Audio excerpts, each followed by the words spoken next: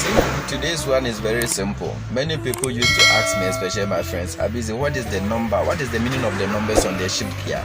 Especially most of the automatic cars. And what is the meaning of the number?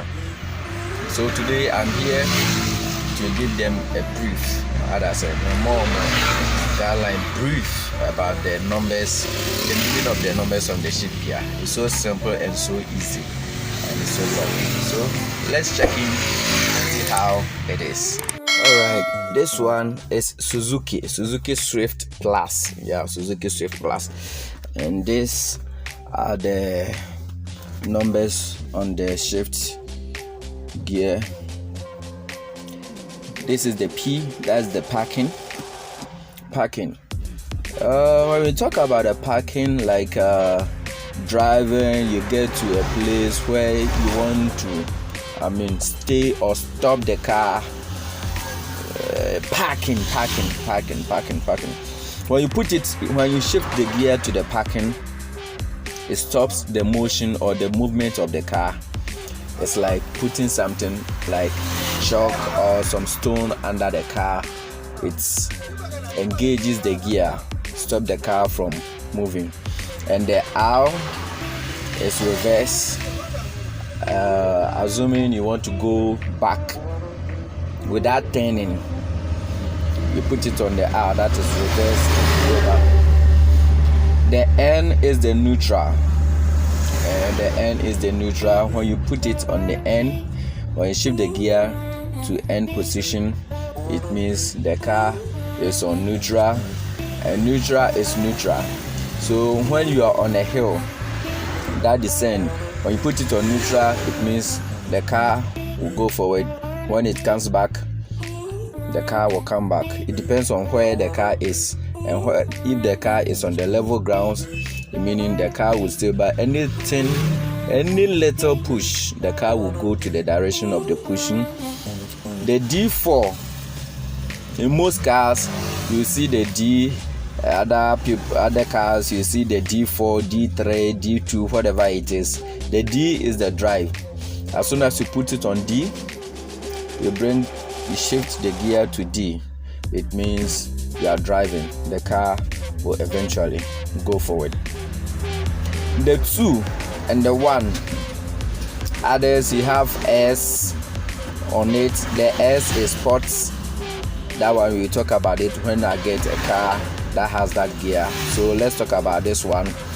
The 2 and the 1, it's like the manual car or the stick car. On the manual car, when you are driving and you get to a hill, yes, I will display some of the pictures. Yeah, these are some of the pictures I'm talking about.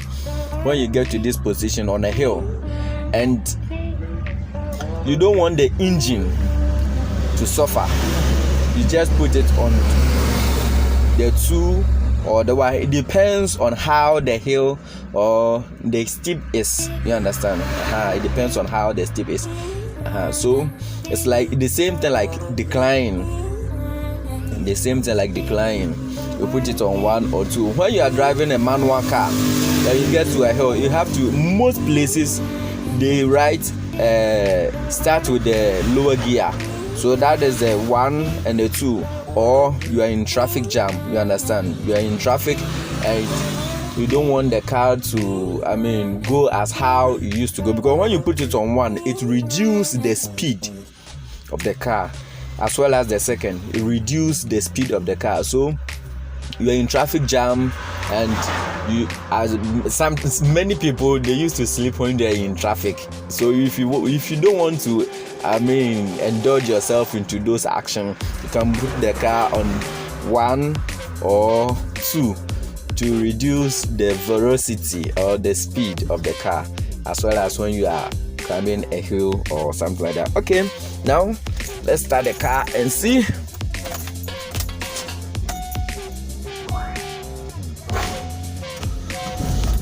Good. The car has been sparked. Now it's still unpacked. So when you step on the acceleration, the RPM That's the RPM. The RPM will go up without the car moving because the car is on park.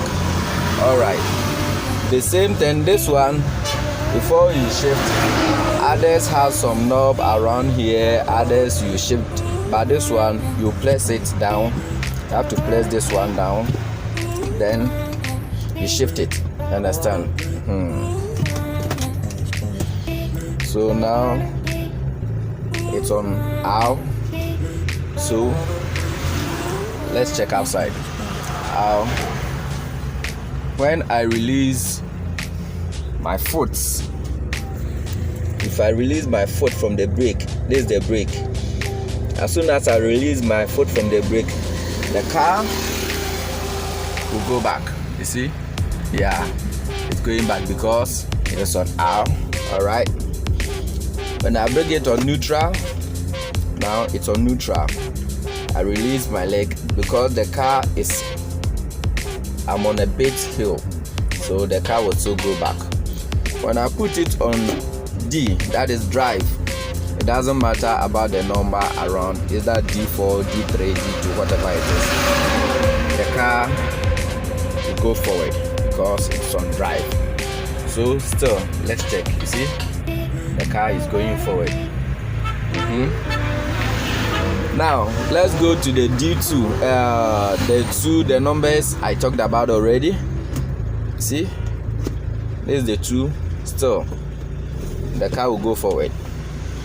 I bring in the 1. Still, the car will go forward.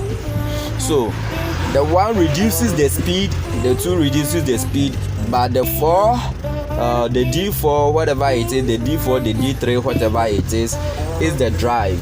So that one is automatically. It's automatically. But for the 1 and for the 2, it doesn't matter if you step or if you press the acceleration to the maximum level, the speed that the car will go is the speed that it will go. But for the D, it will automatically changes itself and go from 1. When you are driving, you see that the car change from 1, 2, 3. If the car goes about 4 gears, it will go all the 4 gears. But for the D, it's like manual car. When it is on second, it's on second. When it's on first, it's on first. That's it. That's it. So now, bringing it back to P, that's parking. Park. Alright. Park. So, here it has hold here. It has hold here. The hold is like you're on a highway and the road is straight, no curve, no bend. And the car has changed to the final speed and you don't want it to come back and you want to release your foot. You want to release your foot from the acceleration. Now the car is going to the number or the speed that you want the car is going, and you want to release your foot from this paddle, that's the acceleration. All that you have to do is to place the hold. The hold will hold the gear at the position or at the speed that you are going, so that the car will not reduce the speed of whatever it is. It will just be at where you want it. If you are going 100 km per hour, 60 km per hour, and you place the hold, the car will still go 60 km per hour. That you release your foot from the acceleration. So that's it. Thank you very much for watching my videos. Please do subscribe to my videos for more and like it for me. If possible, share it for me. Thank you very much. See you next time.